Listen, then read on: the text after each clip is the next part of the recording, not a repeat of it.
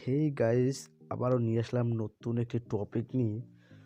তো আমার কাছে অনেকে জানতে চেয়েছেন কিভাবে ট্রেনের লাইভ লোকেশন বের করা যায়। হয়তো শুনেন, আমরা অনেক সময় ট্রেনে আছি কিন্তু জানি না কোন জায়গায় আছি, কোন স্টেশনে আছি, হয়তো বা বাইরে দেখতে পারি না। তো তাদের জন্য আজকের এই ভিডিওটি। তো আমরা খুব সহজে জানতে পারবো আমাদের ট্রেনটি কয়টায় ছাড়বে, কোন সময় ছাড়বে এবং কোন কোন স্টেশনে আছি। সো এটা জানার জন্য আমাদের সরাসরি গুগল ম্যাপে যেতে হবে। তো আমি এখান থেকে সরাসরি গুগল ম্যাপে যাচ্ছি। দেখুন, এই যে এটা হচ্ছে গুগল ম্যাপ, এটা হচ্ছে গুগল ম্যাপ। সো আমি গুগল ম্যাপে ক্লিক করলাম। দেখুন, গুগল ম্যাপে ক্লিক করার সাথেই এরকম ইন্টারফেস শো হবে।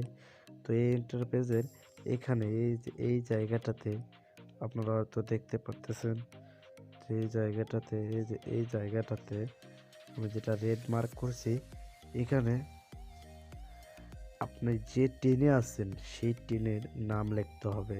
ধরুন আমি লালমনিতে আছেন, লালমনি এক্সপ্রেস দিবেন। ধরুন আপনি তিস্তাতে আছেন, তিস্তা আমি লিখতেছি।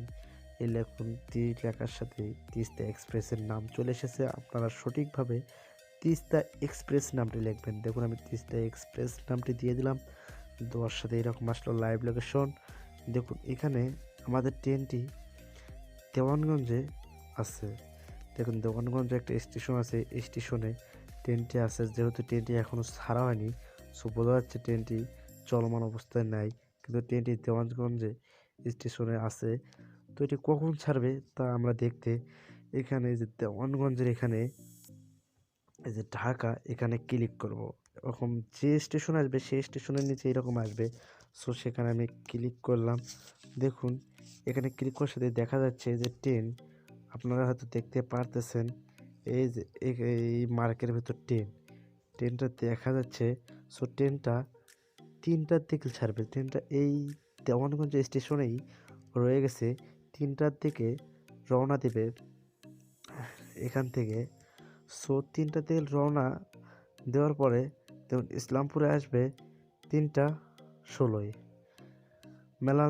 মেলান্দা বাজার আসবে 3টা 35-এ। জামালপুর 3টা 57-এ। পিয়ারপুর 4টা 29-এ। ময়মনসিংহ 5টা 10-এ। গোপালগঞ্জ রেল স্টেশনে যাবে 6টায়। বিমানবন্দরে যাবে 7টা 45। কমলাপুরে যাবে 8টা 25। সো এখান থেকে যাতে কতক্ষণ সময় লাগতেছে, সো আপনারা এখান থেকে ইজিলি দেখতে পারছেন। সো ভিডিওটি কেমন লাগলো, খুব ছোট্ট ভিডিও শর্টকাটের ভিতর শেষ করে দিলাম। সো এখান থেকে আপনি ট্রেনও দেখতে পারবেন, লাইভ লোকেশন যেহেতু চালু করা। সো এখান থেকে ট্রেনও দেখা যাবে। তো রিসেন্টলি এখানে রয়ে গেছে এখনও ট্রেনটি, তো রওনা দিবে, সেটা আপনারা দেখতে পারবেন এখান থেকেই।